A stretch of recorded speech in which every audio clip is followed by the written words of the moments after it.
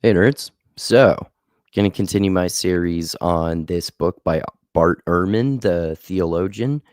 And it's his book in which he makes the claim supported by a lot of evidence in biblical studies, talking about basically the fact that for at least 100 years after Jesus' death, include all of his disciples and including Jesus himself did not actually consider himself to be divine. So it's a very interesting book. And he just talks briefly about Gnostic Christianity in here.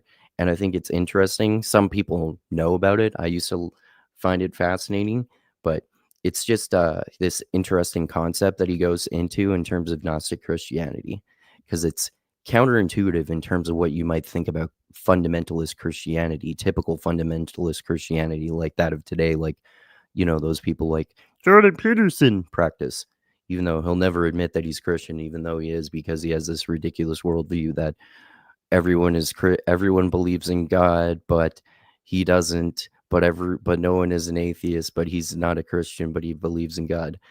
Anyway, so here's Bart Ehrman's passage on Gnostic Christianity. So there's no need for me to go into a lengthy discussion of early Christian Gnosticism in this context. There are numerous excellent studies.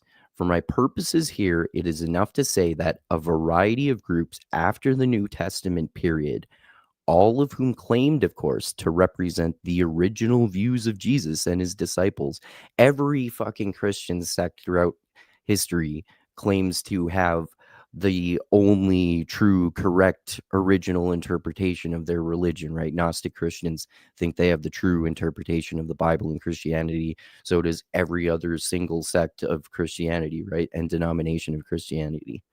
Anyway, so all of whom claimed, of course, to represent the original views of Jesus and his disciples, maintained that, this is the interesting part, that the material world we inhabit is a wicked, fallen place, and that it stands at odds with the greater, purely spiritual realm to which we ultimately belong.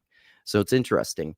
This is like obviously jumping the shark with anti-materialism, right? Because there are plenty of Christians who are materialists, especially nowadays after the Enlightenment, and they believe in like science and material reality in the material world, even if they also believe in the realm of spirit or heaven or something like that. But basically, it sounds like the way that early Gnostic Christians, or at least some Gnostic Christians, saw the world was that the material world is like hell, basically. It's wicked and fallen, or you could say insidious and depraved.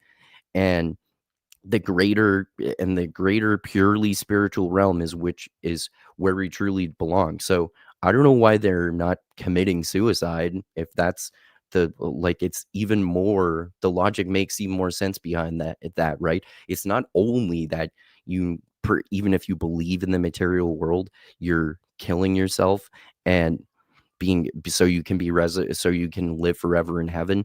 There's even more of an incentive here, right? Because you think, I'm in a fake place. I'm in the matrix.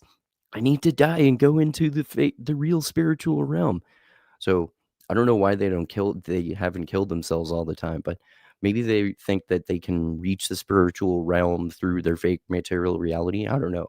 It's very interesting. It'd be very interesting to get into more, and a lot of people have in an enormous amounts of detail, I'm sure. So anyway, that's what I think is fascinating about this. That Gnostic Christians apparently believe that the material world is wicked and fallen, and we truly belong in the spiritual realm. So we should so the material realm is fake according to Gnostic Christians, and we should all try to pursue the spiritual realm. So don't kill yourself, but consider this fascinating worldview of Gnostic Christians. Not only like it reminds me of like the complete contrast to, there's this early Mormon apostle. Oh yeah, Orson Pratt. I went into one of his books a long time ago, because I'm not a Mormon, but some of his theology is actually interesting, even though I totally disagree with it. He had this view that God is a physically material being, and if you're a Christian who believes that God is not a material being, or is an immaterial being, or even or even like a transcendental being in the Kantian sense, then you are not only not Christian, you are the Antichrist. So you are evil and anti-Christian. We have on the far end of the spectrum, we have an original Mormon apostle like Orson Pratt, and of course other people disagreed with him, as always happens. But we had an original Mormon apostle, Orson Pratt, saying that the material world is real and even God is material. And if you believe that God is immaterial, then you're the Antichrist, all the way to the other far end of the spectrum of Gnostic Christians, way farther back in history, obviously, saying the material world is fake. You're basically the Antichrist if you believe the material world is even real.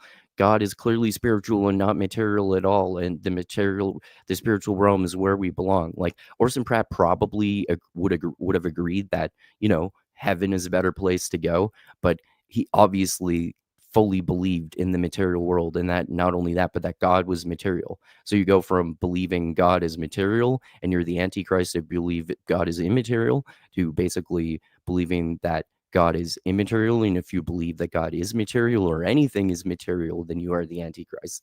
And the real material world is a fallen and insidious and depraved place. It's basically hell. So yeah, there are many very interesting and polar opposite interpretations of Christianity, as happens with like every religion, of course, right? And a lot of people like Jordan Peterson would claim that it's just this dumb, oversimplified, fundamentalist, new, traditionalist version of Christianity, which is super dumb in my opinion. There are way more interesting versions of Christianity. But yeah, anyway, so Gnostic Christianity is very interesting because they believe that the material world is fake, insidious, and depraved, and we should all go to the spiritual realm where we all truly belong.